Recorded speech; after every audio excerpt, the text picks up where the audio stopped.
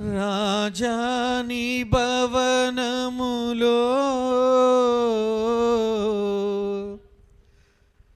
రేయి పగలు వేచియుందును.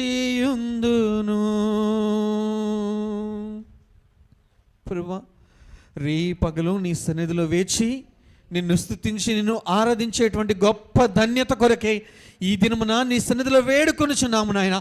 నిత్యము నిన్ను స్తుతించే హృదయమును దయచేయండి. స్తుతిస్తుండగా కార్యములు కన్నుల ఎదుట జరిగించండి. నీ యందు విశ్వాసంలో మమ్మల్ని మరలా అభివృద్ధి పొందించండి తండ్రి. యేసు రాజా నీ భవనములో రేయి పగలు వేచియుందును.